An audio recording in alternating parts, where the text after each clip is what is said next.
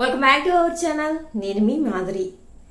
మన అందరం కూడా జీవితంలో పెద్ద మిస్టేక్ చేస్తూ ఉంటాము. అదేంటి అంటే మన జీవితంలో మనకు తోడుగా ఎన్నో రోజులు మనతో ఉంటారు, మనతో ఒక బంధాన్ని పెంచుకుంటారు, మనతో విడదీయలేని అనుబంధాన్ని పంచుకుంటారు.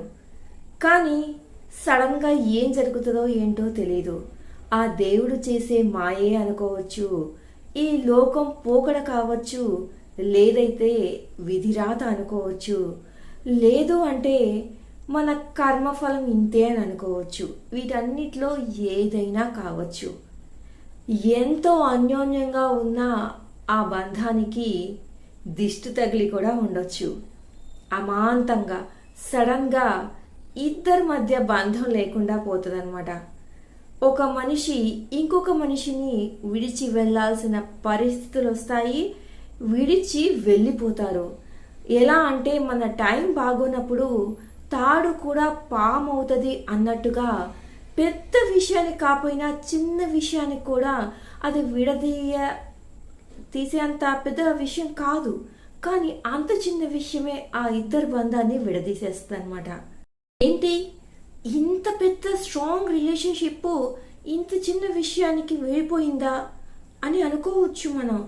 బట్ కానీ చెప్పలేము, సిచ్యువేషన్స్ అలా వస్తాయి, అలాగా వాళ్ళ కర్మ రాసి ఉంటుంది, అలాగా వాళ్ళ తలరాతలో ఉండి ఉండొచ్చు.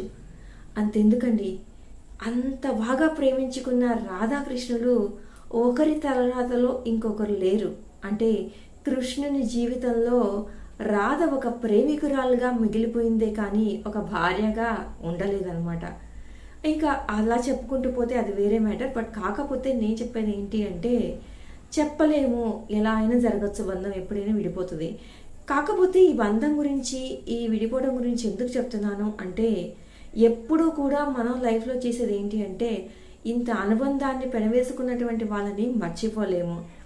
ఎప్పుడు మన ఆలోచనలోకి వెళ్ళినా, ఎప్పుడు మనం గత స్మృతుల జ్ఞాపకాల్లోకి వెళ్ళినా, ఎప్పుడు మన మైండ్ ఫ్రీగా ఉన్నా, ఖాళీగా ఉన్నా, మనం బిజీగా లేకుండా మన మైండ్ని ఫ్రీగా ఉంచామంటే టక్కుమని మన ఆలోచనలు వెళ్ళేది మనతో ముడి వేసుకుని బై మిస్టేక్ కాలం కలిసి రాక విడిపోయిన ఆ బంధం దగ్గరికే అనమాట.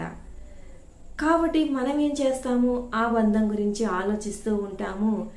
ఆ బంధము మన లైఫ్లో ఇంపార్టెంట్ అని అనుకుంటూ ఉంటాం అన్నమాట. అయితే మనందరం చేసే మిస్టేక్ అదే అన్నమాట. అది వెళ్ళిపోయిన బంధం.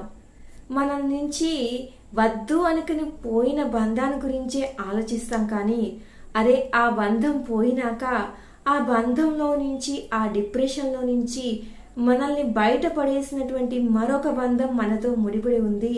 ఇప్పుడు ఇది కదా మన బంధము, ఇప్పుడు వీళ్ళు కదా మన వాళ్ళు అని చెప్పేసి ఆలోచించడం మర్చిపోయి ఆ జ్ఞాపకాల్లో ఉండిపోయే వాళ్ళు కోకొలలు అనమాట. కాబట్టి ఇలాంటి మిస్టేక్ మీరు మాత్రం చేయకండి. ఆ బంధం నిజంగానే మనతో ఉండాలి అని ఉంటే, రాసిపెట్టి ఉంటే మనతోనే ఉండేది. అది వెళ్ళిపోయింది అని అంటే అది మనకి కాదు, మనది కాదు, మనకి సొంతం కాదు, మనకి ఎంతవరకు ప్రాప్తమో అంతవరకే మన దగ్గర ఉంది అని అర్థం అనమాట. సో ఇంకా అలాంటి దానికోసమే మన టైం వేస్ట్ చేసుకోకుండా మన కోసము ఇప్పుడు ఉంటున్న వాళ్ళు, మన కోసము మనమే ప్రాణంగా బతికేటటువంటి ఇప్పటి బంధం గురించి ఆలోచించుకోవాలి. అదే మన భవిష్యత్తుకి మంచిది, మన వర్తమానానికి మంచిది అనమాట. గతం గతః అని గతాన్ని వదిలిపెట్టేయండి. గతంలోనే జీవిస్తూ వర్తమానాన్ని, భవిష్యత్తుని అల్లకల్లోలం దయచేసి చేసుకోకండి. ఇదండి ఈరోజు వీడియో. కనుక నచ్చితే లైక్ చేయడం మర్చిపోవద్దు. మరిన్ని ఇలాంటి వీడియోస్ కోసం వెంటనే ఛానల్ సబ్స్క్రైబ్ చేసుకొని పక్కనే ఉన్న బెల్ ఐకాన్ని ప్రెస్ చేయడం మర్చిపోవద్దు. అప్పుడే నేను పెట్టే డైలీ నోటిఫికేషన్స్ మీ దాకా వచ్చేస్తాయి.